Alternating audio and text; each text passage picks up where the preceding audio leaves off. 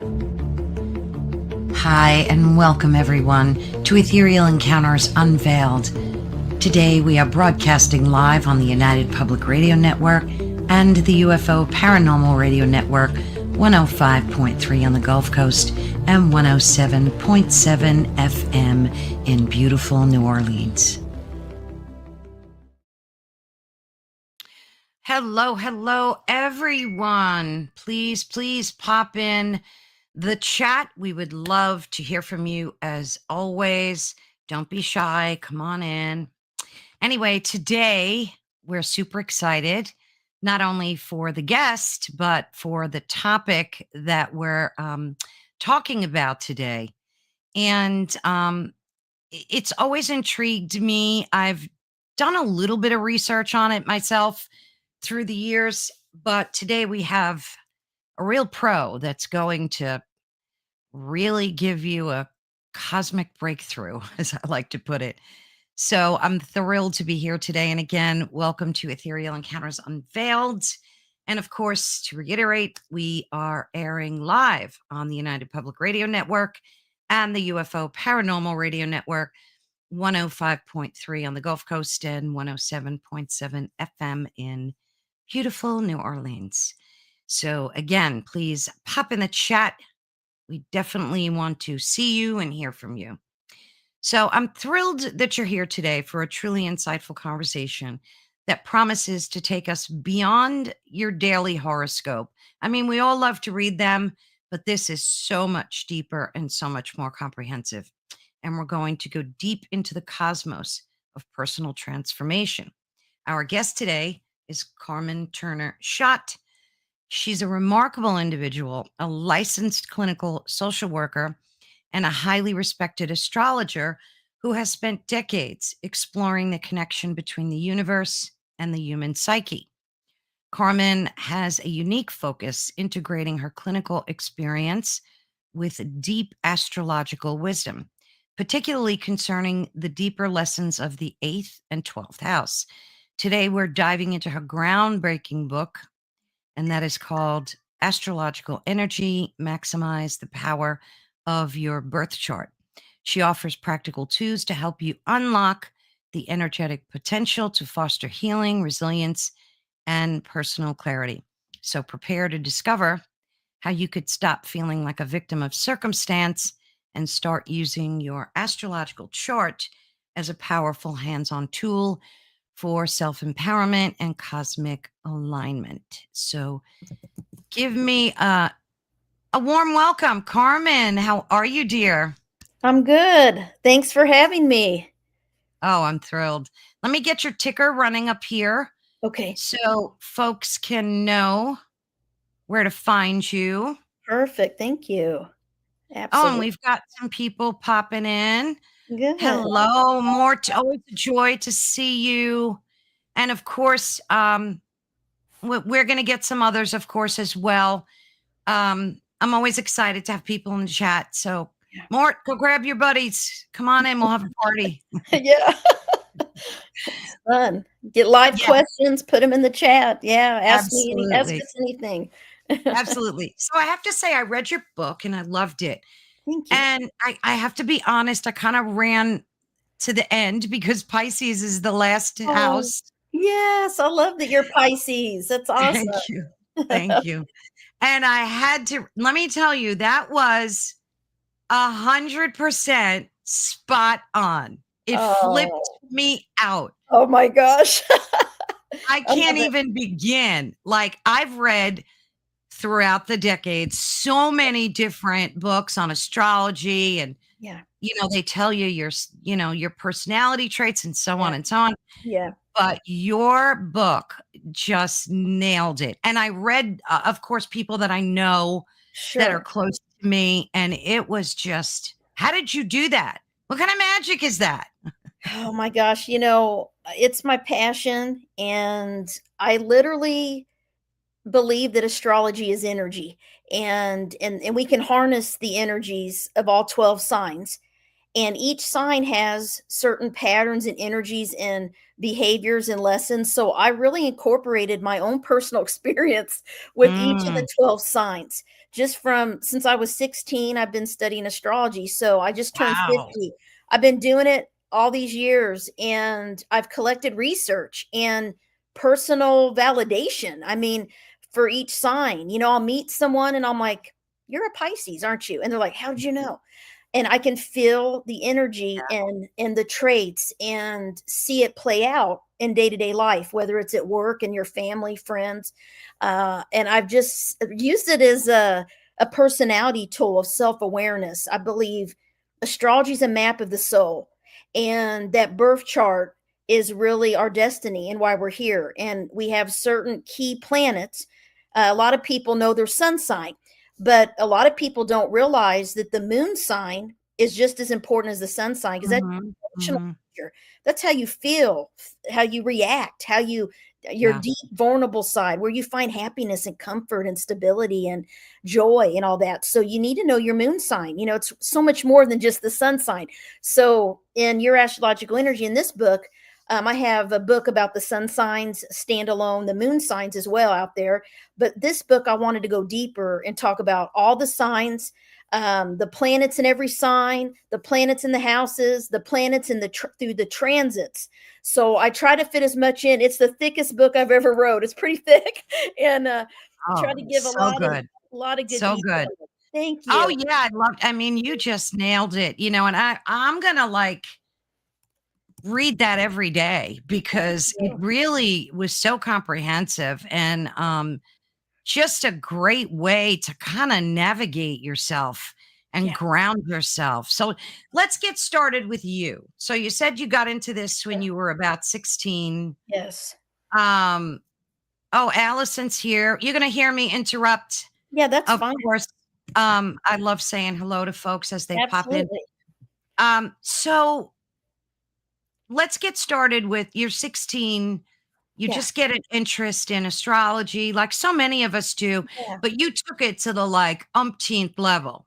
Yeah. Yeah. So it was kind of a unique journey for me. I was not raised to believe in any of these things, but I was born different. Let me just say, I always felt really I resonate a lot with the Pisces traits, and that's Oh, because I have a lot of 12th house planets. So that's the house of Pisces. So I am yes. a Virgo stellium, though. So I'm your Ah, polar opposite. So Virgo Pisces always are very similar. They share similar traits. They're balancing each yeah. other out, Yeah. right? So I love Pisces energy because I feel I have that in me too. And so, Mhm. but when I was 16, I played sports, I had weird things happen to me. I dreamed things that would happen. I was very, very sensitive, very empathic. But at that time in the 1990s, I didn't know what an empath was. No one told me or taught me any of this. And I just knew that everybody liked to come up and tell me all their problems.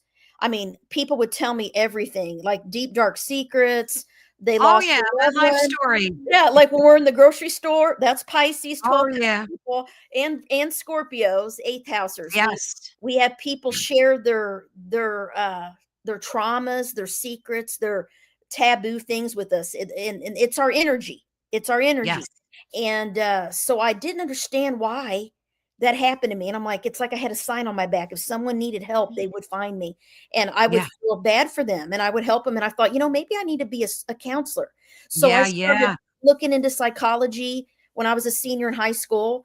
Is when I was 16. I took a psychology class. I loved it. And I was like, wow, I want to figure out what makes people act the way they do. And why am I the way I am? Why am I so different and believe in Mm, angels and UFOs? I mean, I always naturally kind of knew these things and no one taught me this. And so I believe in past lives and all of that. Now I found myself, but back then I didn't know what past lives were. I didn't know anything, but sure. I played basketball. I was a big athlete and I love sports, but basketball was my thing and dedicated my whole life to it all through even college. I played, but I came back from a basketball game and I went to bed and I always was afraid of the dark. So I always had to have my bed facing the door and I always had to have the door Mhm. open with the night light on. And it was something about the house that we lived in. I, I, Mm, I don't, I just, I would wake up and just have these feelings or nightmares or feel like somebody was in my room, these weird, and my poor mother's like, go back to sleep. It's your imagination. It's your imagination, my whole life. Just your imagination, and I kind of, I didn't trust myself or my abilities because Yeah. I didn't even know I had an intuitive ability. I just knew Mhm. I felt things and sensed things, and I knew, you just know the chills, the hairs go up your arm or Oh, whatever. yeah. And so nobody could explain it to me. And so I felt very alone and different than all my normal friends and family, right? And so I went to bed that night and I woke up in the middle of the night, maybe about 2 a.m., and there was a glowing orb of light in my doorway. Mm. And it was about this big, and it was yellow, white gold, translucent looking, like water. And I was terrified. And the reason I was terrified, now I hit myself. I'm like, why was I scared? Well, I was because it was the unknown. It was the unknown. I'm 16. I didn't know anything about anything. So I laid there, and the only thing I could control was my mind. And Yeah. I was frozen. I couldn't move. I had no voice. I tried to scream. Oh, It goodness. it kinda it took my voice is what I say. And I finally just laid there, and I kept thinking, "Please don't have it come in my room," and it never Yeah, did. yeah. And I just kept doing that, and I laid there for hours until it's like it released me, and I finally was able to yell, "Mom, look in my doorway." My mother, and dad's room was across the hall. My dad was gone with my brother on a fishing trip. I'll never Mhm. forget this day ever. And my mother could see into my doorway from where her bed was. And I said, "Do you see it? Look in my doorway." We're yelling across the hall. We had a pretty small house. She said, "Yes." I was like, finally, she believes me because she was total skeptic, thought I was just, my imagination. She Yeah. I said, "What is it?" She said, "I don't know." Then she Oh, started jeez. trying to rationalize it. "Maybe it's a lightning bug." I'm like, "Mom, it's huge," because it was like, and I would see it go down the hall, come right back, but it never Yeah. came in my doorway because I kept saying, "Please don't come in my room. Please don't come in my room," because I was afraid. Oh, And my goodness. it never did. And I kinda hit myself why I was so afraid of it, because I don't think it was bad, but because it was the unknown. And so she said, "Maybe someone's shining a flashlight in through the window." I'm like, "Mom, it has form." I mean, you could see, and it would go in and it would float there. And she said, "Just go back to sleep." So, to this day, I mean, people ask her, "Yeah, I saw it." She admits she saw something she can't explain. How long So did it linger for? it was hours that it was there, hours, and I knew it was there for me. I knew it was there for me. Um, I don't really know who or what it was, but I'll tell you some theories I have now that I'm older and know more.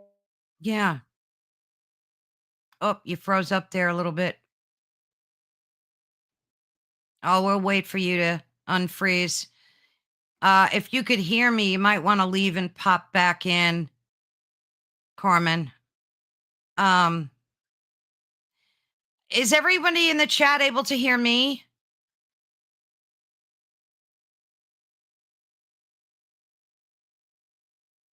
Anybody can post a hello or something? Oh, goodness. Oh, good. Thank you, thank you. Uh, thank you, Mort. Yeah, that must just be Carmen. Um, oh, okay, yeah, she's got to leave and come back. That's no worries. It happens. So, Allison, you're a Pisces sun and a Capricorn moon. And yes, everyone tells you their life story and you don't like the dark.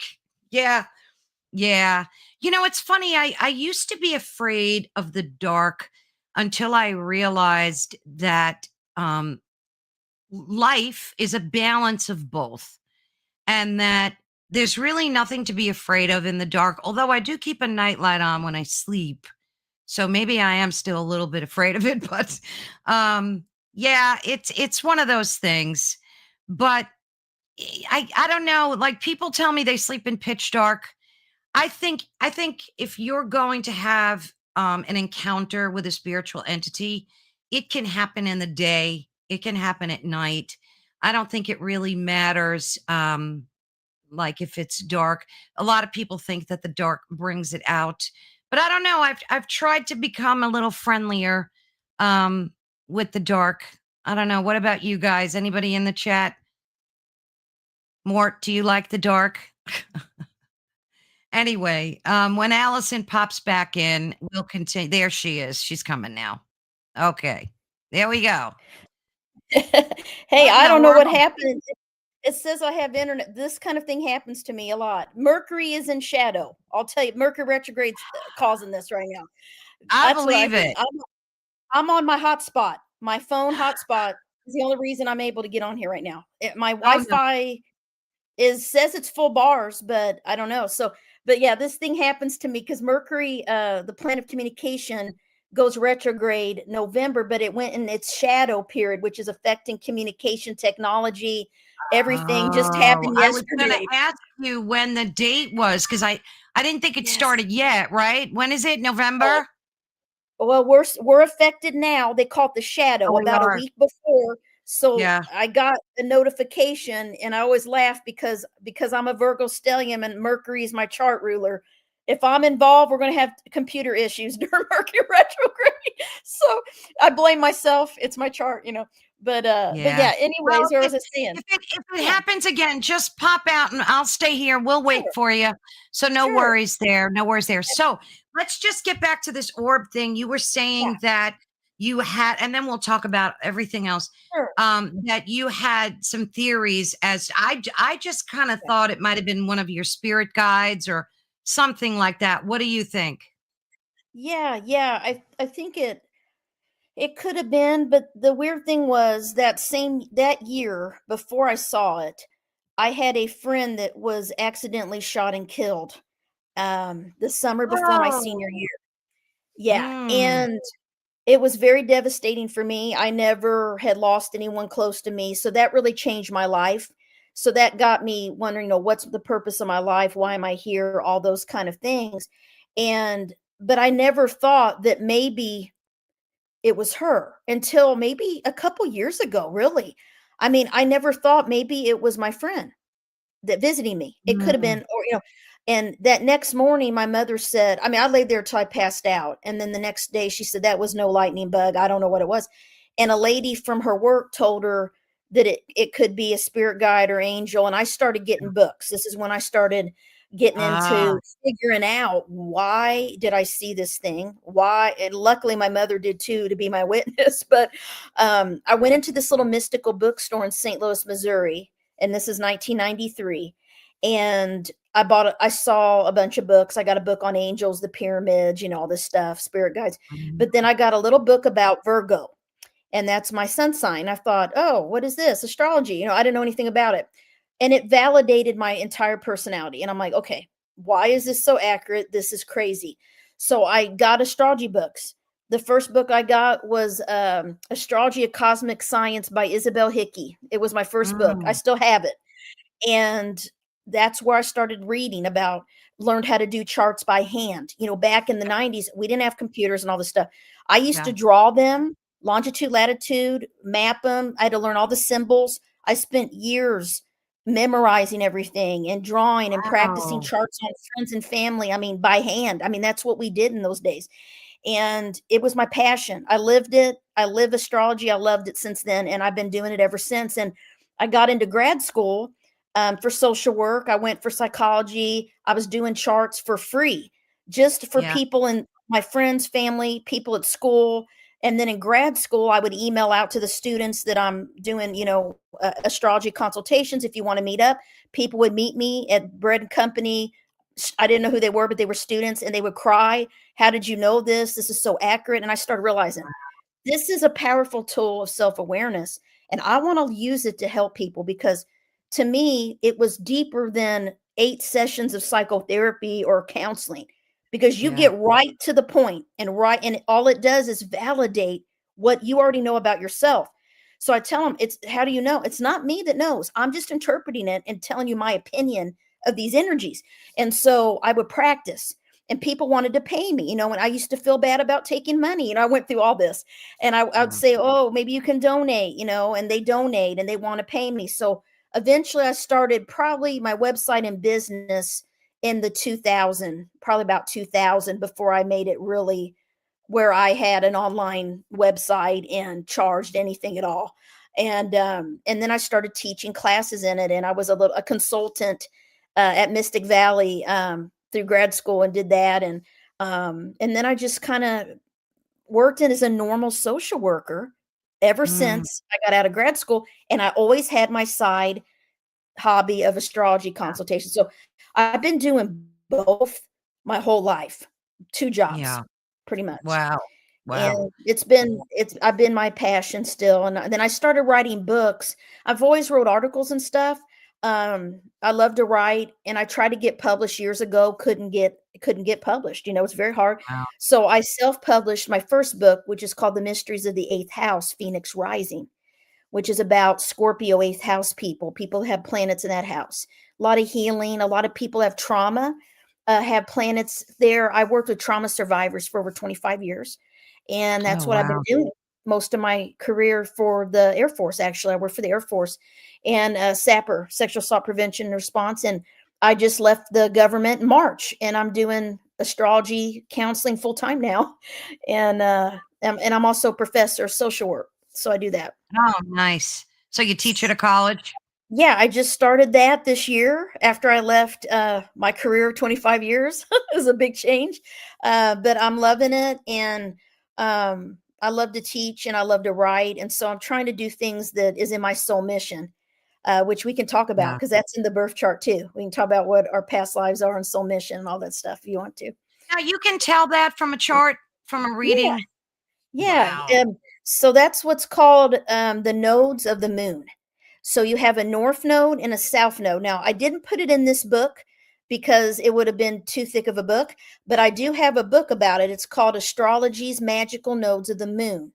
And I wrote it with a friend of mine named Bernie Ashman. And what it is I've been doing astrology this whole time, and I didn't realize the most important placement in our birth chart is the north node of the north node. It looks like headphones, like a horseshoe, right? And then Okay. there's a south node, which is upside down headphones.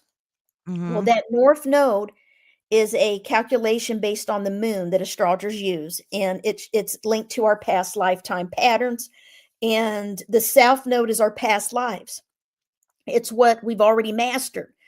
So whatever sign it's in is what sign we've mastered in our soul. Whatever house it's in is where we express that energy out into the world, where we already mastered, what area of life, we already mastered. And then the north node is where our soul is meant to learn and go this life, and what area of life we're meant to focus on. So the thing is, it takes us our whole life to Mm. move into the north node because we're trying to balance both nodes. We're not giving away what we've already brought into this life, our learning, but we have to Mhm. balance it. And for those that may not know astrology, I probably need to explain what a birth chart is real quick to make it real Yeah, simple. There's a go little right ahead. thing this is what I say on every podcast. Okay, this is what I do. So when you're on earth at the moment, time, place of your birth, okay, we know everyone born on August 26th is a Virgo. The sun is in Virgo. We know everyone born today is a Scorpio because the sun just went into Scorpio today, right? So we have to look at that. So, the date, the month, date, your year of birth, your exact time and place. And we're looking up at that exact, all that information we need to do an accurate birth chart.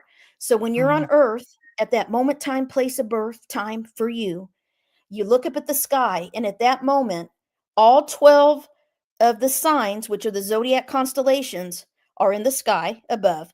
And the 10 main planets, Sun, Moon, Mercury, Venus, Mars, all of them are in one of those star constellations, okay, at the moment, time, place of your birth. And then Mhm. astrologers, we break the sky into 12 sections like a pie. We take Mhm. a picture of the sky and we put it on a piece of paper. And when we put it on that piece of paper, it's a wheel. This is what we call the birth chart or natal chart. And it's 12 houses, and they're numbered 1 through 12. And that's because there's 12 signs and there's 12 houses, and each sign rules each house. So that the areas of life get their traits or their, key energies from the sign that rules it. Mm. So It's easy. Once you know they go in order: Aries, Taurus, Gemini, Cancer, Leo, Virgo, Libra, Mhm. Scorpio, Capricorn. Yeah, once you learn it, it's the wheel. So all Aries starts the first house, it's the first sign. Taurus is the second sign, it's the second house of money and finance. Gemini's communication, the third house. So it goes in order. And it once you learn that, it starts helping you kind of understand. So we take a picture of the sky, and that is the moment that your soul took its first breath. Your soul came into physical realm, and that's that picture and map of the soul. Your birth chart is your energy, your essence, what your soul came into the earth to learn. And even twins can have different charts, because if they're born 2 hours apart, for instance, Sure. Yeah. because the sun sign's going to be the same for anyone born on that day, but the year will be the same, but the time will be different. Place is the same. But what happens is the moon changes signs every 2 to 3 days. So if the moon is on the cusp of getting ready to move into a new sign at the time of one of the twins' births, for instance, Mhm. two twins can have a very different emotional nature because they may have two different moon Yeah. signs. It's Yeah. rare, but I've seen it. I've done charts for twins. It happens. Usually they have pretty identical charts. There's just a little bit of differences. The thing is, too, the rising sign, a lot of people know their top three is what we call it on TikTok, basic astrology, is your rising, your sun, your moon. Those are the three you need to learn about first, really. And Okay. the rising sign, it is the mask that you wear. It's how people first perceive you when they first meet you. It's that energy, that vibe you give off, your physical appearance, right? All of that. And that is where people misjudge you. If your sun sign is different than the rising, what they see is not what they get. When they get to know you, they'll be like, "Oh, you're very different than I thought you were. I thought you were Yeah. kind of cold or distant," right? And so it's really great when you know your rising, when you know your sun, when you know your moon, because the sun's your main identity, personality that you show the world. The moon's your inner emotional nature. And then the rising sign is how people perceive you. So you need to have a reading done really to unearth all that information, right? I mean, that's not Oh yeah. something you can. Yeah, No. I No, I would figured love that. if anyone wants to do a reading, I offer 10% off for if you mention my podcast. I have a code. So yeah, I can give you a code, whatever you want.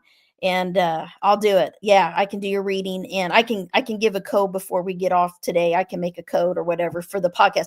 Then I know it's your podcast folks that are coming. Yeah, yeah, Um sure. yeah. So So yeah, what else did oh, go ahead. Go ahead, finish. no, go ahead. So that map never changes. That's your destiny. Mhm. And knowing the top three, knowing where the north node is, that's your soul mission this lifetime.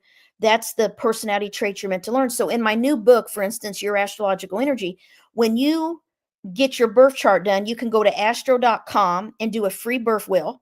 You just need to know your exact time of birth. The time is important because it changes where the planets are in Sure. the houses. Now, we can still get a feel of your personality without an exact time. A lot of people don't know their time, or it wasn't on their certificate, or they were adopted. And we can do something called chart rectification. And it sounds complex, but bottom line is this: I just asked for a picture of you when you're younger and now, and how you physically look, because that can help me get to what the rising sign is, because it changes every 2 hours. So Wow. if you're like, "Hey, I was born, but my mother said it was in the AM." Okay, we Yeah. can nail down based on how you The physically around look. time, yeah. Yeah, we can get a pretty accurate chart for people that don't have a time, but most people have a time. It's easy. Then we know, and then we can cast an accurate chart, and that chart does not change. And that chart is very important. There's lots of different kinds of charts. I'm not going to get into all of that today, but there's something called a transit chart, which is pretty much we take your birth chart, which never changes. That's your soul, your map, and we take a picture of the sky right now, and we put it on top of that chart, and we call it a synastry chart. Oh, And that's why I can tell my friend, for instance, my friend called me the other day and said she got real sick. She was feeling like got almost fainted and stuff from doing hot yoga or something. Something happened. I looked at her oh, chart. she had the new moon in her first house, like right there, and Libra, and she's a Libra rising anyway. It affected her because it was aspecting something in her birth chart. So you can see, health. First house is your body, your health and stuff, your how you're physically are. So things affect us. The transits affect us every single day. So the moon sign changes every single day. Like today's sun is square Pluto today, so everybody's feeling that pretty intense energy today. So when I can tell people what's affecting every area of their life. Some people come to me Wow. like, Carmen, my whole marriage just blew up. Like, what is going on? Usually I can see that in a transit chart. Uranus or Pluto or transit in the 7th house of marriage or partnership, or Pluto or Uranus or Saturn are in the 4th house transiting your 4th house. So the transits is how we really dig deep into helping people about their health, their relationships, their career, their work, everything going on, their kids. I look at all of that to help people. So it's pretty in depth, but those two are the main ones. The natal and the transit are the ones that are important to know. And if you know your transit chart that's going on right now, you can look up all those things in my new book, because I include the transits and their meanings Mhm. and how that's going to affect you. I think you read, like, if it's transit in Pisces or the first 12th house, what that's going to do, right? And how you're going to feel. Yeah. So yeah, Yeah. those two are important. Yeah, like I said, I loved your book. It was so unbelievably spot on. It just kind of blew Thank me you. away. And it wasn't just this quick summary. It was very comprehensive. So I'll Thank have the you. link to that in the description on all the social media where folks can pick it up. Oh, you got a poochie too? Yeah, What kind of dog is it? she's my baby, my mini golden doodle. I'll bring her up Oh, later. nice. She saw a little boy walking by. So, or a runner. Yeah. I have a poodle. He's laying over here somewhere. They're barkers, these doodles. Oh They yeah, love she bark. does. Yeah, she's half poodle, half golden retriever. Yeah, a Nice. little mini golden doodle. Yeah, my little girl. She acts like she's a wolf protecting the house, but she loves people. She won't protect me. She'll be crying for him. Yeah, That's funny. little But social they're butterfly. good Oh alert. yeah, They alert you to everything. So Allison absolutely. here says, I was adopted and didn't know my time, but a kinesiologist muscle tested to find out. Wow, I guess they could do that. Yeah, yeah. I have a friend that does that, the muscle testing stuff, and I'm gonna go over to my Yeah. desk. Yeah, they do the muscle testing stuff, and are able to, your body will answer yes or no. They have you answer yes or no Yeah. questions, Yeah. and how your body, reacts. I have a friend Hmm. that used to do muscle testing. That's a good way to do it, because, but the best way is to really look at your life events, because if the chart isn't right, you'll know it, because it won't resonate. The things that have Yeah. happened to you, it just won't feel right. And sometimes people, I'll know Mm, if someone's chart is off, just based on the yeah. time. They'll say, Carmen, my mom said it was PM. I'll pull the chart up, and I'm like, this isn't you. It's like, if I've been working with this lady for a long time, I told her, this, I don't think this is your chart. Are you sure the time's right? I always ask, if I ever have that intuition, I'm usually right. She came back and said, Carmen, my mom said it was AM, not PM. I'm like, so, Oh, gee. it happens all the time. And I'll know even when I start doing a consultation with someone, I'm like, are you sure that your birth time's right? And then they'll look, and they'll, oh, you know what? I gave you the wrong time, or so it will not lie. It will validate you on a very deep level. If it doesn't, then I would say the time may be off a little bit. If you're guessing, if you don't really know, if there's not a time on that birth certificate or baby book or whatever, or you don't have a parent that can tell you. I have a Yeah. lot of people.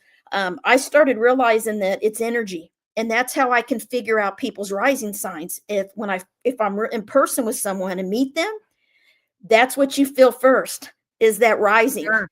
Yeah. Yeah. Yeah, I had my chart done, gosh, like 20 years ago, maybe. And the woman just did an awful job. She printed it Oh, out and handed it to me and expected me to like understand. And all I saw were symbols and wheels and signs. And She talked to me for like 10 minutes about it, and I'm like, well, that was a waste, but yeah, that was the closest I ever came to having my chart done. So what else can you determine? Like, aside from discovering, yourself, Yeah. and you said you can learn about past lives. Does it get as detailed as you lived in Egypt, 3,000 years ago? Like, does it get that Yeah. detailed? You can. I mean, I use the Akashic records when I open up people's charts and do charts. So I open up the Akashic records so I can see symbols and different memories that come through from past lives. So absolutely. And sometimes I'll kind of know by looking at something. And I'll ask the person, or the person tells me, I'm really drawn to Egypt and I don't know why, or I feel like I'm a natural artist and I love Italy. I feel like I was Italian. Right. You can, because our past life patterns we're living each day. Everyone we know, everybody in our life right now is part of our past lives. Like there's no chance. Like we're reliving these patterns with Yeah. people now that Yeah. are, because our soul is the same soul. We're just in a different physical body. And so that's why the chart is so important, because we have our south node traits, and that's the hardest thing. Let me say this: the most important thing to me is for people to know to look up and find out where the north node is in their birth chart, because if you know that, you don't need to know all the symbols and be an astrology expert. Okay, you don't have to study this like I did. There's many people I know that know the basics, but they're experts in energy healing or tarot or kinesthetic, Sure. all different stuff, right? Yeah. And so, but you don't need to be an you don't it may take years to learn astrology. Sometimes it comes easier. The thing I love about astrology is I'm still learning things now. It's a never Wow. ending journey. It's not something you just learn and you're done. There's so many types of astrology, and medical astrology, relationship, Yeah. there's evolutionary, there's Hellenistic. I mean, it's a lot, and I'm learning. I mean, I learn stuff all the time. The asteroids, that's a big thing now, that people are really getting into the asteroids. There's books on the asteroids. That didn't exist back in the 90s or old days. Everybody's getting into these new things. So I love it because it's never boring, and I've never mastered it because I'm still learning. There's so many things to learn. Yeah. And Yeah. There's all different types. It's you yeah, need, I think you need a lot of patience and a lot of love yeah, for the topic to be able to delve yeah, into it like that. yeah. I mean, Most people just, yeah, yeah. yeah, my goal is to do, my goal is to make astrology. This is my soul mission. This is my north node. So my north node is in the third house, and it's the house of basic knowledge, basic information, radio, TV, writing, publishing, right, teaching. Teaching things that are higher level on a basic level so anyone can understand it. That's my soul mission. So I try to teach astrology and write about it in a simple way that anybody can pick up my book and understand what the heck I'm talking about. I mean, did you think that my book was that way? Because that's what I'm trying to make my Oh, books yes. as. It was easy Yeah, reading. It was easy to thank you. understand. Absolutely. Good, good. Absolutely. Because a lot of people shy away from astrology because it's like longitude aspects, this degree, Yeah. that degree. People don't like that. They're like, oh, this is, this is too much. Math, It's too science. mathy. No, It gets too yeah, mathy. yeah. I'm a Yeah. psychological astrologer. So I use astrology and evolutionary astrologer, which is, the evolution of the soul, past lives, the energies. Psychological astrology is really like evolutionary, is what it's called, evolutionary. Then there's like, modern astrologers, there's all kinds, but Dane astrology, mundane, that those are astrologers that look at what's going on in politics in the world with leaders on a day-to-day Mm. natural disasters, and they write about it. What transits are going on. That's their specialty. I can do that. I'm not into that so much. I'm into helping people heal, become more Yeah. resilient, and overcome their challenges, and to master why they came here in the first place. Because the number one question I've always got as an astrologer is, what's my soul mission? That's the first thing people ask Mm. me. And, And and how do I'm you like, yeah, find that out? How do you find that out when you do a yeah, reading? yeah. So it's the nodes. They're everything. So we can talk about them if you want me to tell you the karmic learning of each nodal pair, because the nodes there's 6 pairs of nodes because there's 12 signs, right? Each sign has what's called a polar opposite in the sky at all times. Okay. Mm-hmm. So we'll start with Aries. Aries is the first sign. Well, their polar opposite is Libra.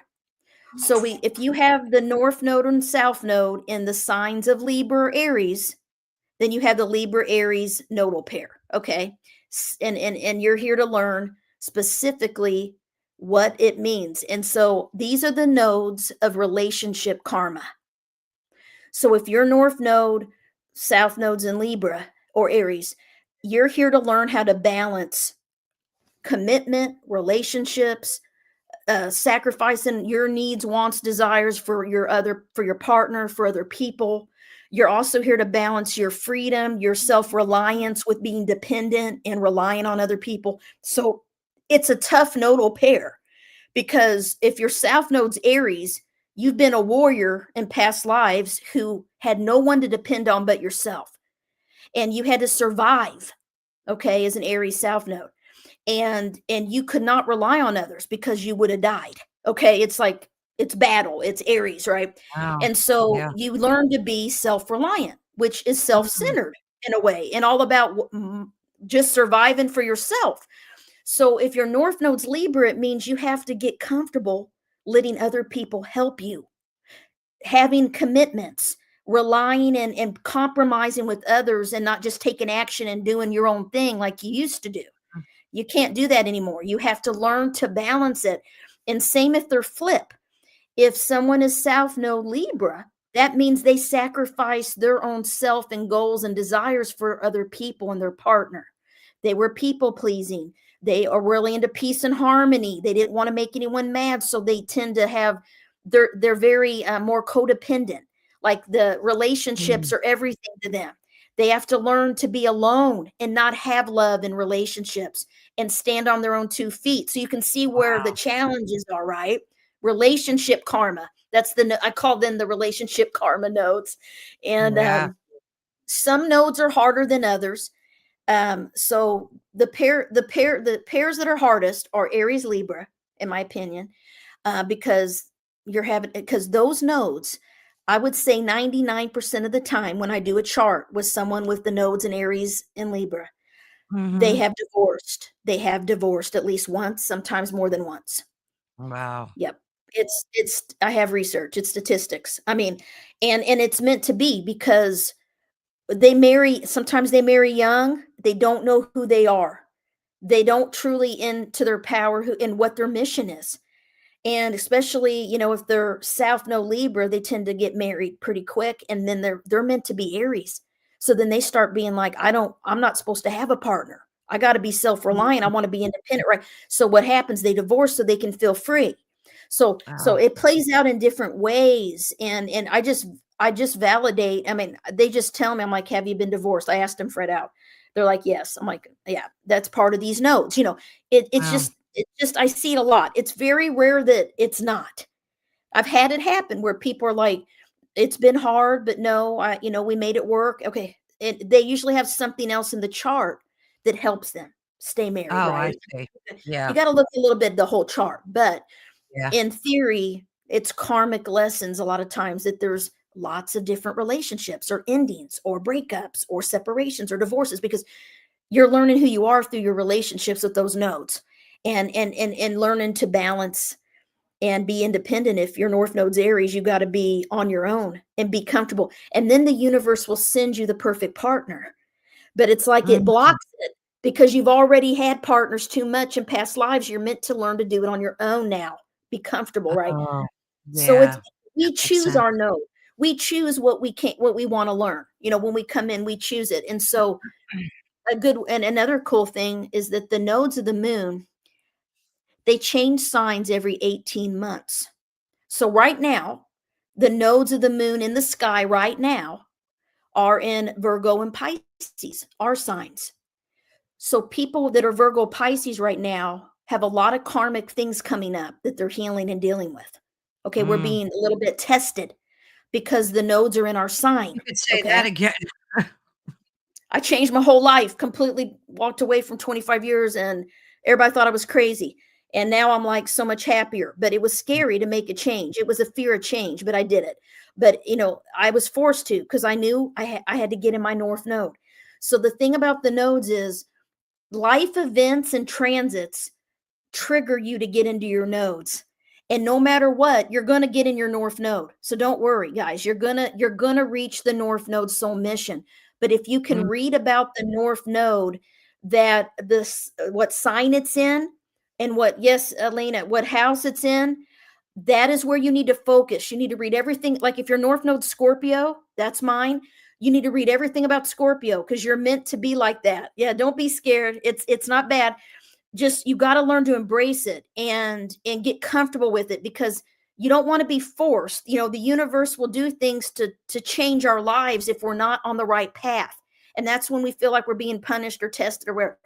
If we work towards the north node, our life will be so much easier. And so that's what I've been trying to do since I realized about 10 years ago how important the nodes were. I mean, there were no books about this when I started studying astrology. Nobody talked about the nodes.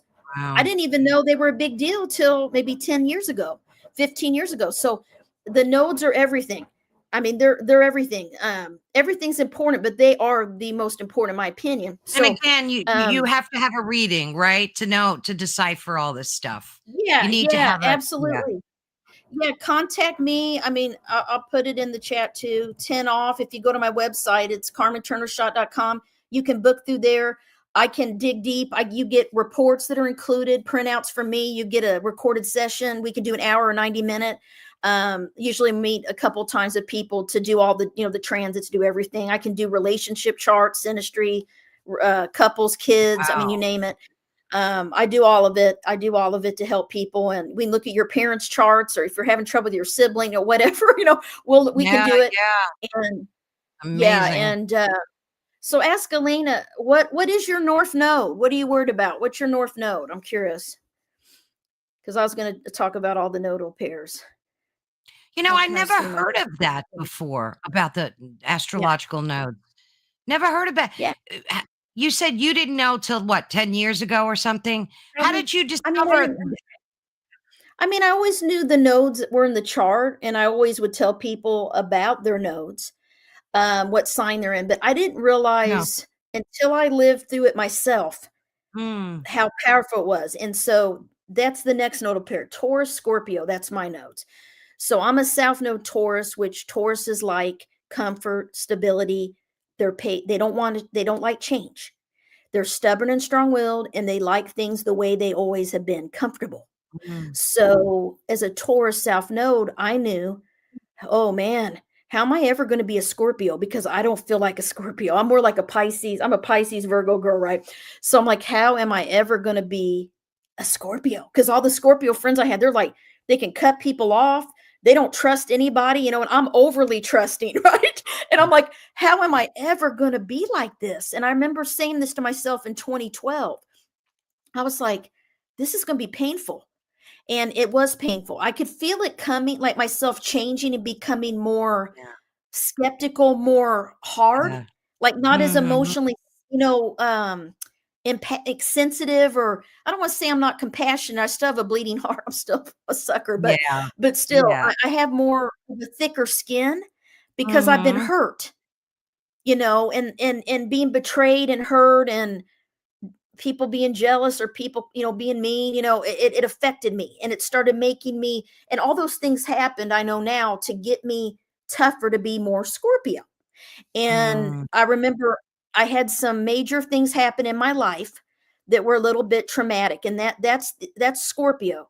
It rules rebirth, death, transformation, purging, mm, regeneration, healing. It's very deep, powerful energy, but it's change. It's all about constant death and rebirth and transformation. And Taurus is all about staying the same and not having any change. So I had to release, old energy, things that weren't good anymore, old friends, old jobs. yeah. I had to take risks. Take risks. Mhm. I didn't like that. I like to know I'm comfortable and stay comfortable. So what happened was I had something happen in my life, and I felt like I was so having a hard time. And I'm like, why is this happening to me? Like, why? Mhm. And I was walking and I was like, just feeling so bad. I was having a really hard year. And I heard this voice in my head, this voice, and it said, how else will I ever make you a Scorpio? And I Oh, started laughing. I was like, it was so deep. That is the moment I realized that the North Node is very important. And because it's true. Because to be a North Node Scorpio, you have to have loss, you have to have pain, you have to have resiliency. That's what's meant to happen to you. And so I started realizing it. And now I help people with those nodes. I help people, I can help them because I've lived this stuff. I've lived through some of this yeah. stuff. And I mean, we yeah, all go through this, though. We all go through grief and trauma and loss and yeah, happiness and yeah, joy. It's the gamut of emotions. But astrology, what does it do? Does it just give you the clarity to know, well, like, your next, maybe like it helps you be a little more intuitive about mhm. what to do next? Is that part of it? Yeah, it gives you tools, Mm, and to tap into the energy of mastering certain traits. Like if you don't like change, you need to be changing things. If you don't like commitment and your south node is Aries, your north node's Libra, that means you have a hard time committing. You have lots of relationships, drama in relationships, lots of, endings and breakups. You're looking for excitement. The thrill of the chase is Aries, right? Feeling love and that energy, that passion, which fades in a normal relationship. yeah, It becomes more right. friendship.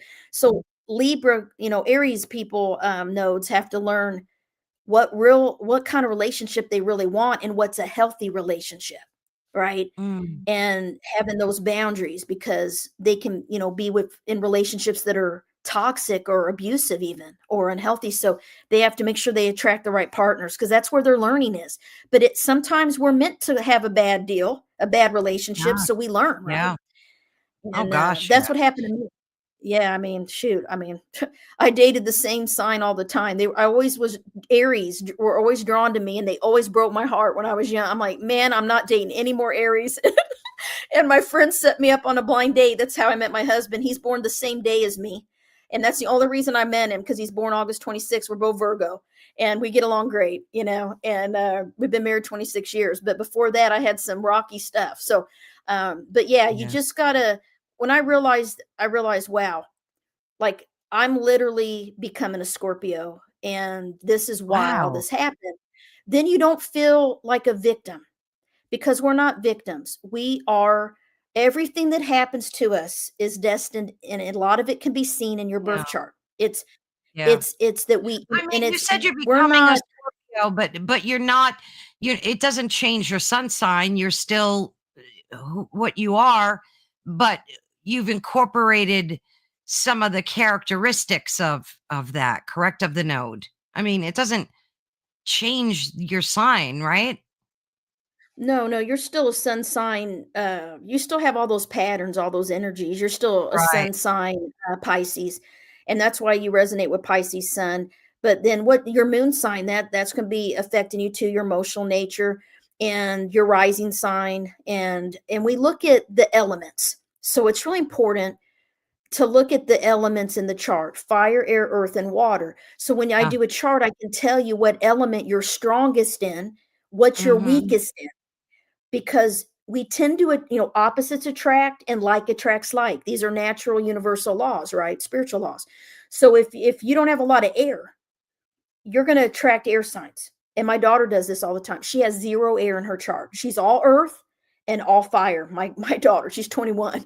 It's like, Mom, I just keep drawing Libras and Aquarius, but they drive and Gemini, but they drive me crazy, because she has too much Virgo, and Taurus and Capricorn. She's a little Earth girl, and she draws them and she's attracted them, but she knows they're not good for her, and it never works out. And I said, you got to quit dating them. Now you can be friends with them, that's Yeah. fine. So, I How help big? her, and you just Yeah. got to know, and because you're drawn to what you lack, and you're also drawn to what's like you. That's why fire sign moons or fire signs, click. Certain elements are very compatible. Like the cool thing about polar opposites, we're talking about the nodal pairs. So Aries and Libra. the thing they have in common is, if you think of nature, Aries is fire, Libra is air. Mhm. Fire and air is compatible elements because air helps Right. fire grow. Then you Right. have earth and water signs, Taurus and Scorpio. Scorpio's water, Taurus is earth. They're compatible elements. Absolutely. Um, they're in nature. So that's why every polar opposite sign, those 12 signs, there's 6 pairs. So every sign has an opposite. They're a compatible element. And another thing that is cool is they share similar health issues. The sun signs do. Wow. So Yeah. Virgo, Pisces, me and you, we're going to share similar health issues. It's like a continuum. Personality traits as well. Because I would say every Virgo has Pisces in them, every Pisces has Virgo in them that comes out. So Mm. same with every sun, every pair. And that's why I draw Pisces. You probably, I guarantee you have a lot of Virgo people in your life or a friend or something. It's just the way it is. We draw them. Yeah. It's our energy. We click with them. We click with them. Absolutely. Yeah. Now, you Yeah. said your book is like a hands-on guide. What can someone do? Like, Yeah. they buy your book. How is this a tool for them? It's a big one. This if you want to learn the basic, like you don't want to spend years learning all of this, but you just want to know the Mm. basics and you Yeah. want to get real deep, real a very practical, emotional understanding of the energies of how to harness each Yeah. sign's strengths, this Mhm. book is for you. And you're going to learn about the houses. You're going to learn about each sign, what their strengths are, what their talents are, their personality, some of the things, their challenges, right? Mhm. And you're going to be able to look up your own birth chart. That's why it's important that you have your own birth wheel when you buy my book, so you can look up all the placements. So if your wheel, you'll see all the planets will be in a sign. And I recommend, let me do your chart, and then you'll have your wheel. I give you a wheel, I give you everything, and then you can look up every single thing transiting. If you have Mercury in the 4th house, you'll look up that. The cool thing is you're going to use the whole book. It's not just like one chapter. Like in my other Right. books, if it's Aries is the first chapter, then you go to Taurus, then you go to this one. You're going to look up, oh, my Pluto's in Scorpio, I'm going to have to go to the 8th chapter, right, and look up Pluto in the 8th. You're going to use the whole book, and you're going to be able to look up about you, everything you want about yourself. You can also, get your friends' charts or kids' charts, spouse's chart, friend, Sure. boyfriend, girlfriend, and look up all their stuff. But the reason I wrote this book is because people always say, Carmen, why is my 4th house empty? Or is it a bad thing? Or is it a bad thing I don't have any planets in Capricorn or no planets in Scorpio? I'm like, Mm. no, no. It's not, it doesn't mean it's not a bad thing you have an empty house. People always ask me that. I always hear that too. And I'll say, no, it just means you don't have any karmic lessons or main things that you're here to learn in that house. But the thing is this, all 12 signs fall on one of the 12 houses. So you have all 12 energies in your personality, in your birth chart somewhere. And that's what this is important, because there's certain things you'll learn. Like if you have Scorpio on the 7th house, that means you're gonna be drawn to Scorpio like people. You're gonna be like a Yeah. Scorpio when you're in an intimate relationship. That means that you're gonna want total trust and loyalty, and you're not Mm. gonna fully trust people easily. And you're gonna want intimacy, but at the same time, you're gonna repress yourself, and you're gonna be secretive and private and keep people at a distance because you don't want to be hurt. So it'll play out on whatever Yeah. house those signs are on. It's gonna affect you. All of the signs will. So that's why I want people to know that they can harness the signs that they feel they lack. So like, I wish I had a book like that when I learned about the nodes. Like I would have, like, hey, I need to learn to Yeah. be a Scorpio, so I can look up how to harness Scorpio energy. How do I Yeah. do it? Yeah. Yeah. How do I How much harness of Pisces energy? Yeah, how much of this do you think is self-fulfilling prophecy? Like, we learn about all this stuff about ourselves. Do you think that, because what you think and speak becomes what your life basically.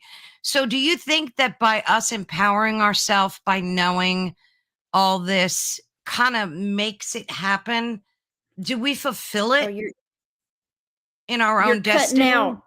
Can you hear me? Oh, Yeah, you're cutting Oh, out a little bit. You It's froze your on me. I what? couldn't hear the question.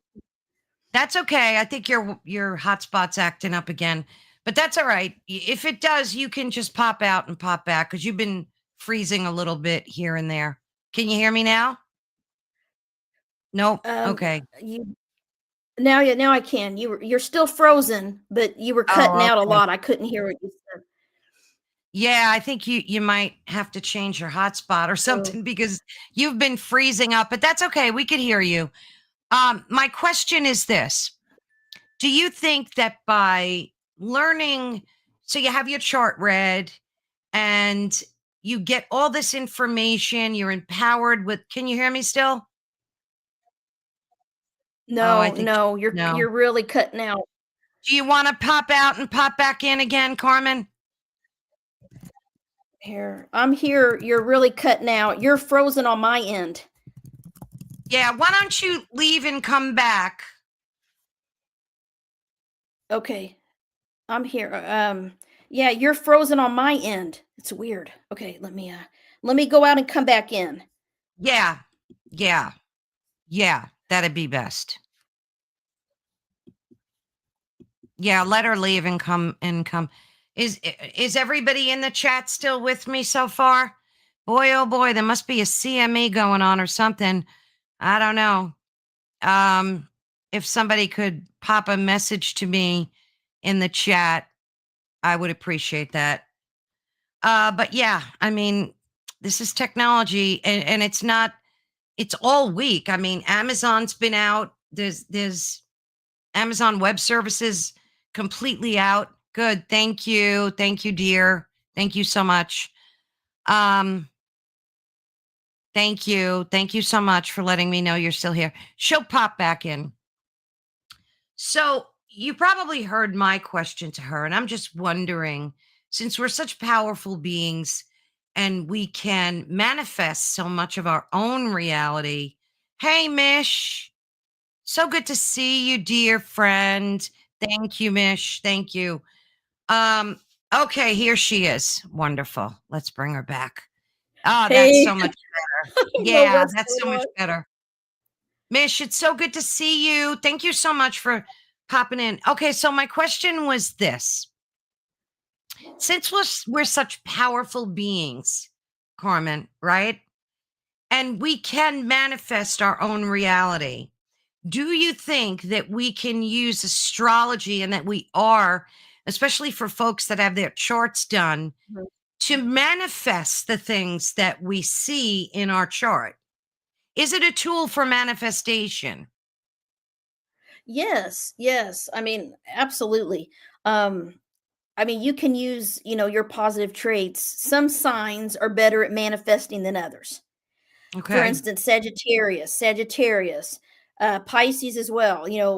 Pisces are idealistic. They believe Oh, in yeah. things higher, bigger than themselves, right? And then Sag is like the free spirit, the traveler, the optimist. So they tend to believe and think positive, so they're able to attract things right in their life. Mhm. But another thing with manifestation is the moon.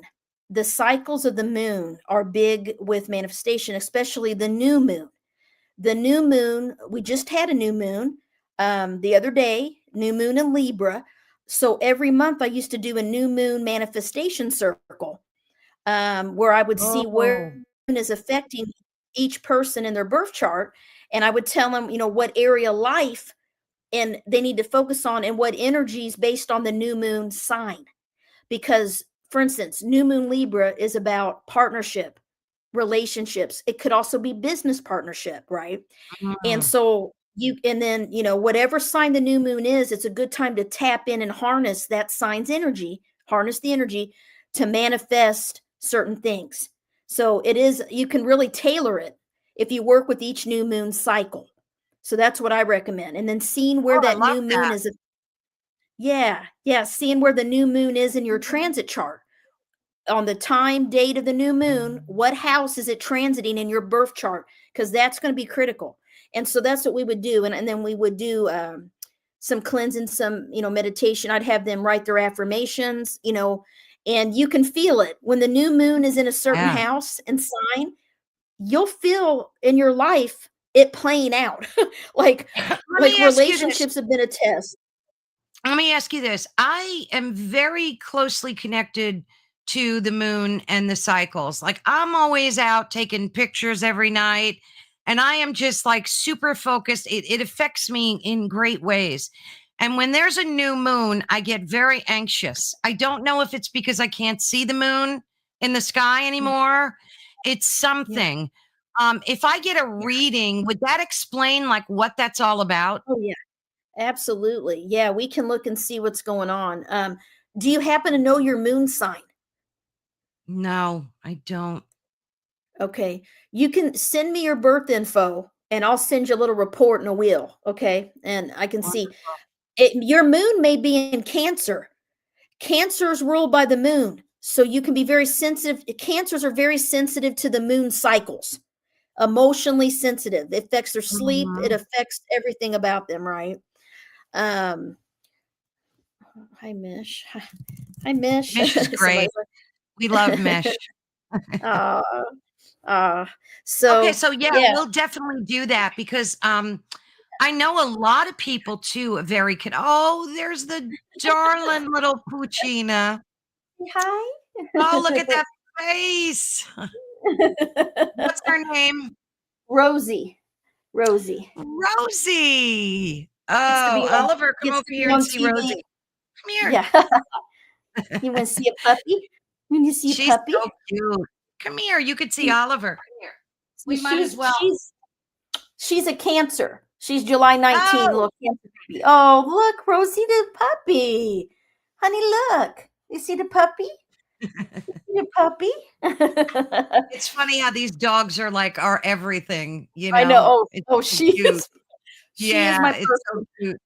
I can't hardly walk because I work on my laptop. If I'm at my desk, she cries and whimpers and wants to be on my Yeah, lap.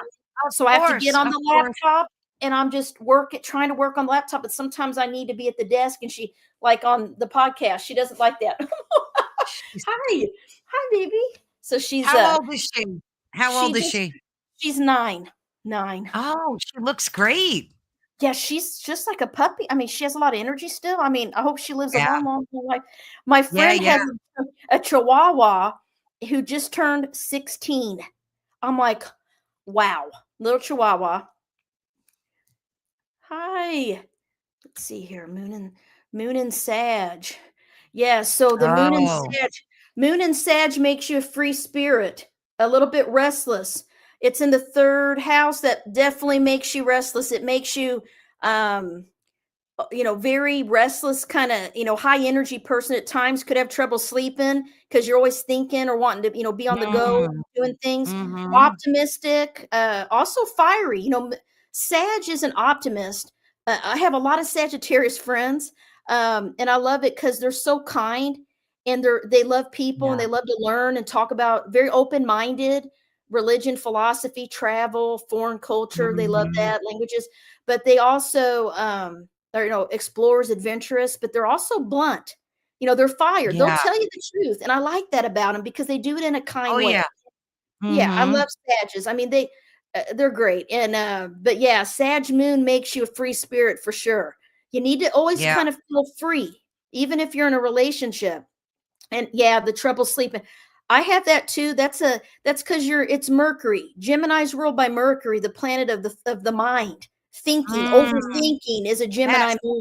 absolutely. Yep. Yep. Virgo and Pisces too. We can overthink. That's our, because Virgo's Oh, ruled yeah. by Mercury. Yeah.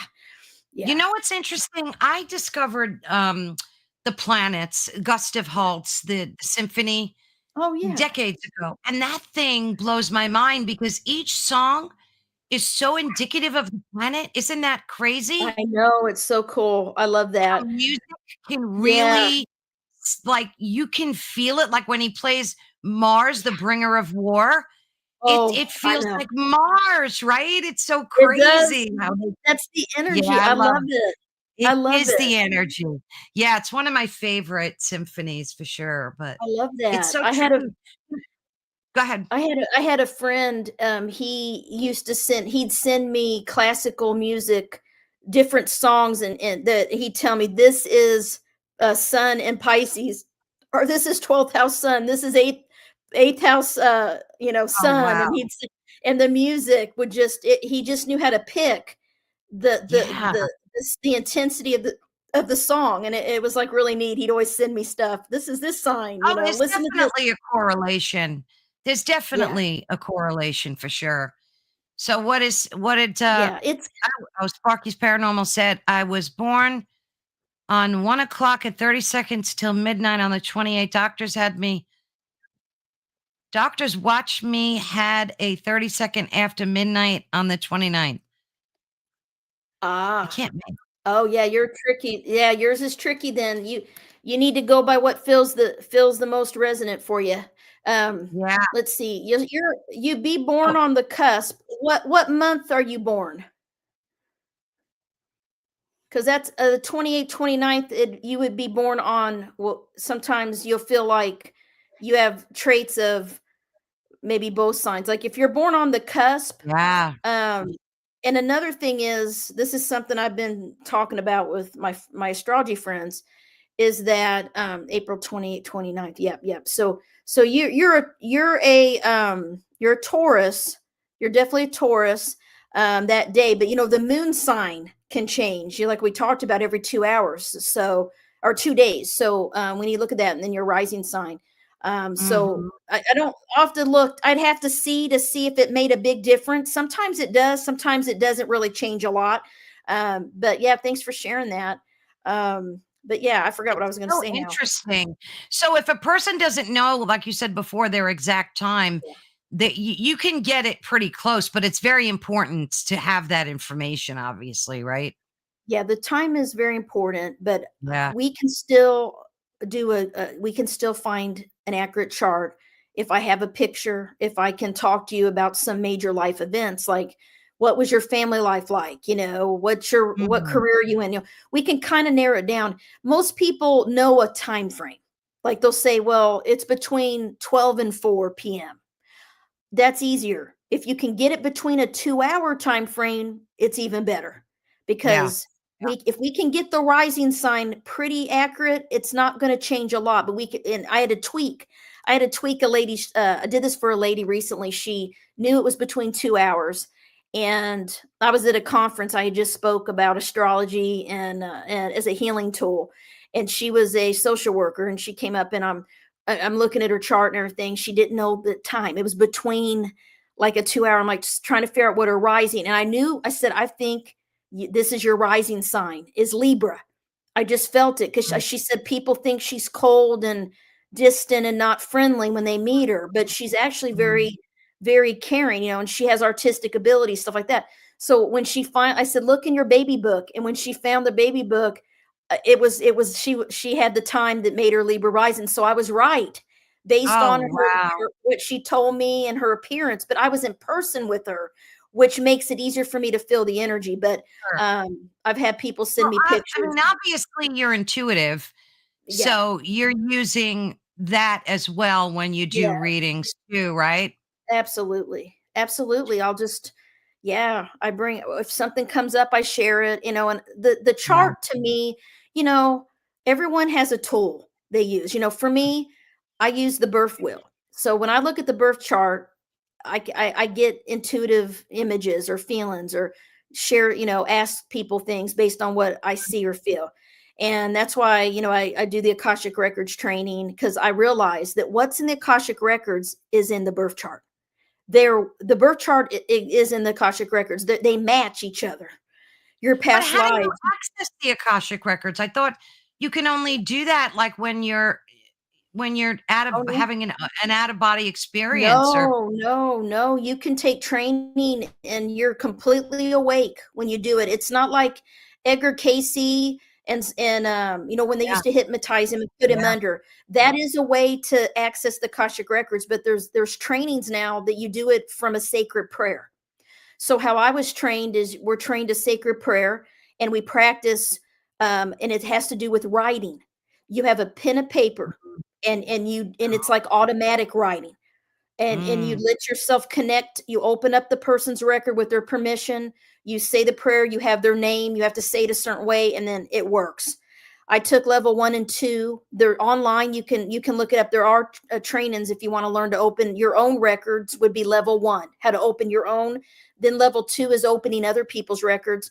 Level 3 is opening the records of the land and of places, like a state or a city, so yeah, and there's books out there. I like taking the class. It made it easier for me. I mean, you can read books, but yeah, but everyone, I always feel like I have things come through when I have a pen and paper and I'm writing. That's when I can be very intuitive too. So I started doing that. I mean, one of my books I wrote, the Sun Signs book, I literally took 2 weeks of leave from work at Christmas because my job was very demanding. I didn't have a lot of time to write. And I wrote that book in 2 weeks. And I literally used a pen and paper and just wrote. It just flew out. It just flowed through, and some of it was channeled. I know it was. And then I just typed it up. That was my first published book, Sun Signs, Houses, and Healing. Yeah. Wow. And I did that with this one too. I handwrite because I can't just say. Yeah, I handwrite. The tactile, they always say if you do automatic writing classes, you need to have real paper and a real pen or pencil. Yeah. It's not about typing because it's your mind and body connection, kind of like kinesiology. Like your body knows the answer, and it's like that's how you can really channel is automatic writing. You have to have real pen and paper, and it's hard because it hurt my hand because we don't in cursive write anymore very often, because no, and that's such a great point. And it's kind of tragic, and we could have a whole discussion on that in and of itself. Yeah. But because one of the theories is that AI does not know how to read cursive because everyone's writing is different. So that's why they don't teach it, because AI can't. Oh, that is crazy. Oh, well, yeah, crazy, that gives me the creeps. Yeah, it is creepy. But if you think about it makes sense. Well, one of the things they're trying to do is it's like the reason. I mean, we become very technological. I mean, when I was in the 90s, we didn't have phones, we didn't have all this. I remember when we started getting phones, we played in the woods, and I played basketball. I didn't watch TV. We didn't have all this technology. Then my kid grew up on the iPad. I mean, it was like, here, watch a movie, and that affected that generation. Is so different than, and it's a generation. And what's cool is you can see this in the transits. So the history of the world, what's going on in our world right now is astrology. A lot of people don't know that. So that's what mundane astrologers specialize in. So for instance, Pluto, the planet of cataclysmic change and destruction and unraveling and endings and death and rebirth and transformation and healing, nuclear power kind of energy, went into the sign Aquarius for good this past January 2025. And if you look at what's been going on in the world since then, it's been chaos. It really has. It sure has. Yeah. And astrologers have predicted that 2025 was going to be a rough year because, why people say Aquarius has a lot to do. Yeah. Aquarius is an air sign. So they rule futuristic things. They rule tech, AI, robots. I mean, you can see this happening now where AI is being forced upon us. That's Pluto in Aquarius. We're having to learn. I mean, I'm teaching now, and it's hard for teachers. They want us incorporating AI assignments to have students get comfortable using it ethically, because we don't want them out there using it to write their papers and all this stuff. There's rules. And then it's affecting. I mean, I don't mean to sound like the skeptic here, but they're not going to do that. They're going to use AI to write their papers and find shortcuts. I mean, let's face it. Well, teachers, my daughter told me this. I didn't even know this. My daughter is very against AI. Okay, she's Yeah. 21. She's in college. She goes to University of Urbana-Champaign in Illinois. Her friends are computer science majors. They're all, into that. They said that their jobs are going to be taken by AI. So they're worried about All of getting a them. job. Yeah. Yeah. Absolutely. And she told me, Mom, don't use AI because it's bad for the environment. That it uses a ton of energy. And True. she said, don't use it. And she got upset, and we got in this big discussion about it. And then, I tested AI. So I knew when the eclipses were of 2025, the dates and what sign they're in. And I asked Chat GPT about it. It gave the wrong dates. It's very often wrong, Carmen. You gotta You quit. And I can't said, this rely is on wrong. it. No, you No. can't. And I'm tell No, people it's that very often wrong. it was wrong. I said, that's not correct. Oh, sorry. Here is the correct dates. And then it came back with the right Right. ones. And I'm like, wow. And then the other thing is, this is Pluto in Aquarius, because even before this started, okay, let's rewind. So the Yeah. year before last, the fall, or it was a couple years ago, Pluto had been in Capricorn for a long a decade. Okay. So this Mhm. is like a huge transit that every time it's happened, there's been historical events. So Mhm. look this is what happened. Capricorn is always about it's always about tradition, doing things the way the old structure, the old order, the way things have always been done. Capricorns are very traditional, right? About everything, Yeah. and money, how we work, how we do everything, right? And Pluto had been in Capricorn. Well, when it went into Aquarius for a short time, it retrogrades in and out, right? Before it Mhm. fully went into Aquarius in January. Right. When it was messing around and kind of left Capricorn for a while, I don't know if you remember this, when it was all over the news that there was an air balloon and that UFO or lights were shot down across Canada. Remember, there were I do, UFOs. yeah. So then it was all over the news about the UAPs, and then nothing. We never heard anything about it. They shot Yeah. something down, never found it. That is Aquarius and Pluto energy, guys, right there. What Oh I'm talking my about.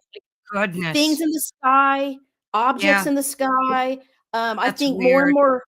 more people are going to see things in the sky. They even had the congressional hearings with pilots and all these people that have seen UFOs, Oh and god, and yeah. and wanting all the records released. Well, it's likely going to be. We're going to know more about this during Pluto and Aquarius, like the time we're living in now. It's going to start being Yeah. exposed because Oh, good.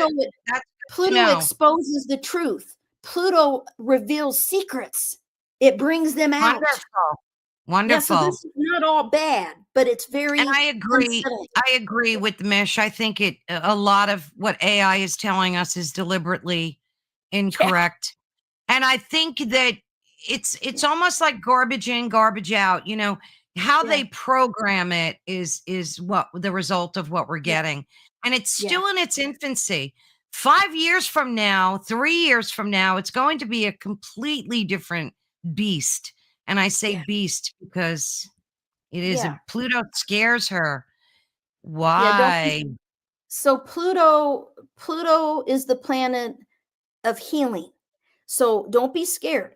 Wherever Pluto is in your birth chart is where you have a wound that you're meant to heal, typically from childhood. Okay. So Oh, if Pluto is in your second house in your birth chart, which is I think what you're telling me, not your transit chart, it'll have a different meaning. If it's in your birth chart, Pluto there means that you have a lot of transformation and rebirth with issues with security, what you value, and money. Okay. The money you make. Okay. mm, You can be a powerful, it doesn't mean you're going to be poor, but there's a fear of not having what you need because Pluto brings fear. But this Pluto there does not mean that you'll be poor. It can mean that you can also be a powerful person that makes a lot of money too. I mean, it's not always a bad thing. It's in oh, Scorpio, that's which good makes to you know. very, very insightful and intuitive about Mm, money. But it's really about value. because the second house, everybody, it's the house of money. We always say second house is the money you make. The eighth house is the other people's money, the money that other people help you. Okay. So, Oh, Pluto in the second is also going to aspect that eighth house of yours, which means that you could benefit from other people's money, maybe your partner, maybe your parents, so oh, it can, gee. you got to look at the whole thing, but Yeah. you have to heal the wound of value. What do you believe? What is the most valuable thing to you? Is it just having money in the bank, or is it having good health? Is it being Mhm. happy? Is it, and it's the house of self-worth. Second house is not just money. It's learning to heal and value yourself and love yourself and have self-worth. And that means you may go through some powerful betrayals or transformations or healing with that issue. So it can be a little bit deeper than just money and poverty. So I want to share that. Yeah. That's Yeah, don't, good. Thank you. yeah, You brought up objects in the sky before, which, are fascinating because we have constant of millions of meteors and asteroids and all sorts of things. yeah, Now you've got Three-Eye Atlas, around Christmas or Christmas Day. I don't know. I hear yeah, all different times, but dates. yeah. But how do you think that's affecting us astrologically? How is that energy affecting us on Earth? It's the asteroids, the asteroids. Oh, can you hear me okay? Yep, I got you. Okay, good. The asteroids are energies, like, Yep. for instance, Chiron. Yeah.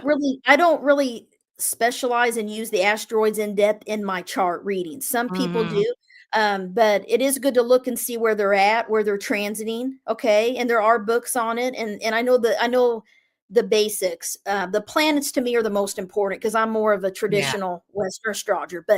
But the asteroids, when they're found, has to do with their meanings too, when they were found, what time in history or what's going on, things like that. And so this new asteroid, it's going to be interesting. What did you say the name of it was again? Three-Eye Atlas. Okay. And, So, Elena just thanked you. She said, oh, "Again, for thank the you. accuracy, it's unbelievable." Thank you. Yeah, would love to do your chart if you want to dig deep. Yeah, absolutely. I love it. I love it. But yeah, I think this is all I can say. The energy of this new asteroid is going to have to do with the energy that's going on in the world right now.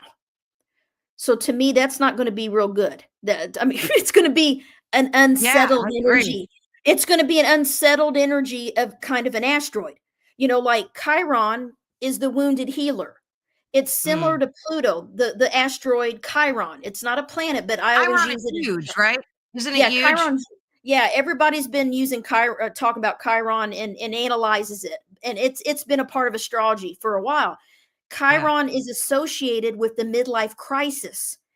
Oh, gee. Chiron, yeah. So that I'm in my Chiron return right now, and Mm. everyone at the age of 50 to 51 has their Chiron return, which is you usually change your life and have major events happen, which I did.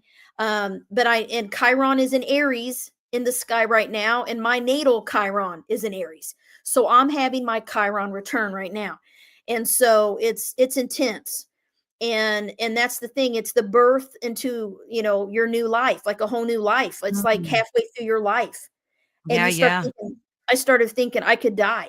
Like I Oh, could die. gee. Like I'm not doing what I'm meant to be doing. Why am I'm wasting my time? Like I've been wasting my time on a job that made me miserable. So I changed everything. Just changed it all because Yeah, Chiron, sometimes you have to. it's transit in my eighth house of death and rebirth. And it's Mm. making me become a Scorpio because Scorpio rules the eighth house. And I'm a North Node soul mission Scorpio. So I'm trying to I live this stuff, guys. Like I try to live it. I try to harness these energy. I pay attention to what's going on. My friends and family ask me to, can you look at my charts? I look at it, try to give them tips and help. Because the planets are moving through the sky every day. They affect us whether you believe in astrology or not. You're being affected by Sure. the sky. And I always say the quickest way to get a skeptic to believe is to do their birth chart. I've had many Yeah. people be skeptic, and when I do it, they're like, okay, there's something to this. This is crazy. This is accurate. Yeah. I'm like, Wow. so it's opening people's minds and is what I want to do. And I would love to see this taught in schools to kids That would be in a great. basic way, where they understand themselves and others. Because when you Mhm. understand yourself and others, you don't take things personal. You don't get angry. You don't Yeah, blame. You don't feel like a victim anymore. You start seeing that these are right. energies. These are people's personalities. This is, and you Exactly. you have more grace for each other and yourself, right? We all have our strengths and weaknesses. Every sign has challenges, but astrology, knowing, about Pluto, knowing about Yeah. Chiron, Yeah. those are you need to heal. Wherever they're at in your chart is where you need to heal. And I And you like need to that heal. Yeah. because, Yeah. it's almost like doing shadow work, Yeah. where, you can find out what these things are, have your chart Yeah. read, and do a journal every day and kind of do shadow work around all these traumas in your life, things that are hurting you, things that are bothering you.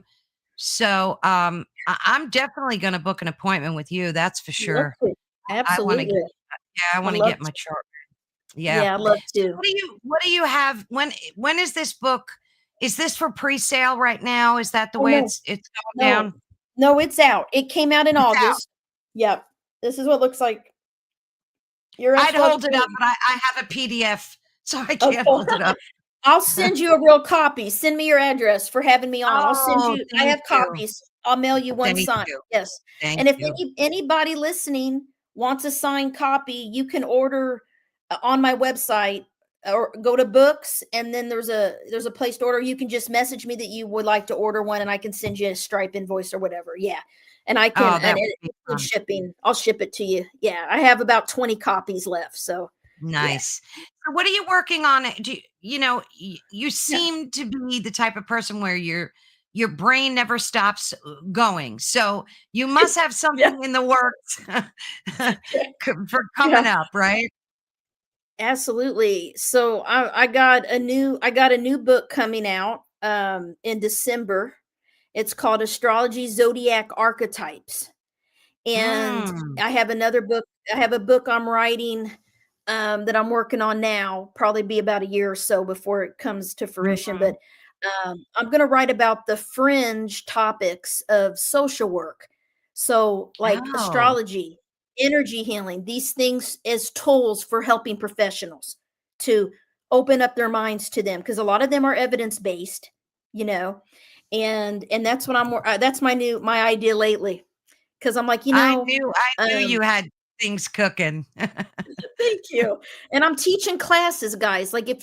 I'm teaching classes for the College of Psychic Studies. So if you want to take classes with me, you can join my newsletter and follow my website, and me on Facebook. Oh, I you have post to all the do time. that.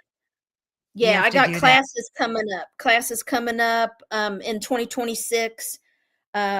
About the nodes of the moon. I have a class about past lives, how to tap into your psychic abilities through astrology. I'm going to be offering more classes coming up, but I have a class in November 8th. It's called The Mysteries of the Eighth House, Phoenix Rising. And if you message me, I can send you how to register. It's if you go to my Facebook page, my business page and Instagram, it's all over it. It's but yeah, you go here and you register. You can download a free gift about the 12th Oh, house wonderful. planets there. Yeah, 8th house you can also do. And if you go to my that's my social medias. Yeah, you can find my November 8 class is going to be awesome.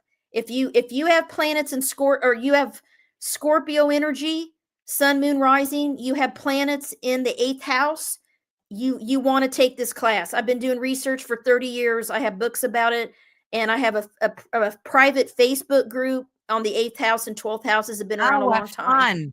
fun. Uh, yeah, I need to update my site too. Some of that's old, but yeah, I don't have my new one up. I need to get my new one up. So yeah, I Okay. just taught this class in September. Yeah. So watch, message me through my website's the best, and I'll send you the new class info. But yeah, this is where you go to purchase the book. You can hit learn more, and then you can purchase a book, and just let me know what book you want. I have a couple My Phoenixes and Angels, Astrology's Magical Nodes of the Moon available, Oh, I Mysteries of have the to 12th read House. that. Yeah. I want to read Some of that these one I right there. self-published. Yeah, yeah, these are all my I love books, your so website. It's very thank you. ethereal. Thank Very you. lovely. Thank you. Yeah, I've been trying to revamp it a little bit, and I just added where you can book through my website and pay and do everything with my calendar. I had to do that because before I had people email me to schedule, and it was like, and now that I did that, it's been easier for clients. They can just book, and pay, and I Yeah, get a accept, and we have a booking, so it's easier. But if you go to the wonderful. site to book, use the code 10_off and let me know you heard me on this podcast. And you can gift it too if you want to gift a friend or anything like that. Oh, that's such a great idea, Yeah. especially with Yeah. the holidays coming up. Yes, and like Yeah. Sparky said, don't forget to hit the sub button, smash the notification bell, and smoosh the like button. Thank Thank you. you. We do appreciate it. It's funny. People think that like we're, making boatloads of money doing this, and we're not. We do it because we No. love it. We Yes. do it because Yes. we love it. So I when you know. You spend subscribe more. and You you spend like, more than you make. Yeah. You oh, spend more than you that make. is the gospel Ads truth. and the But publisher that's makes all the okay. money. Yeah. Yeah, Yeah. unfortunately, Yeah. unfortunately. Yeah. Who Authors did you only get publish 10%. through? What I have publishing two house? different Yeah, I have two different publishers. This book is Llewellyn Worldwide. I knew it was Llewellyn. Llewellyn. They're great. Yeah. Yeah, they are amazing. They're one of the number one new age publishers. They've Yeah. been around for a long time. And then the other publisher I have is John Hunt Publishing in the UK. It's called O Oh, Books. And so four of my books are with John Hunt, and then three of my books are with Llewellyn. oh, So, nice. and my others are all self-published. Yeah. Yeah. Oh, wonderful. You're such a creative being. I mean, I could sense that right Thank through the you. screen. Your energy Thank is you. fabulous. And it was such a Oh, thank joy to speak with you today. We could schedule another one of these and talk about your yeah. other books too. I I mean, would there's love so to much come on. information. Yeah. I would love to come on about my Phoenixes and Angels book and then the new Zodiac Yeah. Archetypes book. We could do both. Yeah, absolutely. Love to. Love to. Awesome. I'll be in touch. I want to read that Phoenix and Angels book. Oh, that looks so good. That looks so good. Yeah. But Carmen, Yeah. stick around. Excuse me. Okay. Stick around after I say goodbye because I Sure. definitely want to talk to you about moving forward. And to Sure. everybody in the chat, thank you so much. We were missing a bunch of people that are usually here. So, Mish, when you see Heidi, send her our love. I'm sure she couldn't be here for a reason. But thank you all so much for the chat. We love hearing from you. And Carmen, God bless and thank you. And I will talk to you right after we're done here. Thank you. See you in a minute, Carmen. Thank you so much. Bye-bye. So thank you again, everyone, so much. I mean, I absolutely love her energy. I love discovering and learning all about how astrology can empower us. And her book was fantastic. I found it so empowering. And so I can't wait to reread it. She's going to send me a paper copy, which is brilliant because I love having paper copies in my hand. So again, Carmen, thank you so much for sharing your unique perspective on astrology. We can tell you're such a master at it. And we can use our birth chart to help us transform our lives, our dynamic energy blueprint, increase our spiritual and personal growth. And I'm all about moving forward with this. So I hope you folks have learned and taken away something today very special. And again, yes, she is a master. Absolutely. I love her energy. Thank you all so much again. And don't forget to join us tomorrow at 3:00. I have another live event, and I'm super excited about it because we are going to talk about something I've never discussed before. And it's a topic that always has intrigued me. And it's with another master in the topic. And it's about giant trees, titans, rapid petrification, and biogeology. So we're going to take a very deep dive into the history of all of this giant titans and massive trees and Tartaria and the whole thing. So that's tomorrow at 3 p.m. Eastern Standard Time. So thank you all again so much for joining. God bless. We love the United Public Radio Network and the Paranormal Radio Network. And thank you all for supporting us and watching. Thank you and God bless. Bye-bye.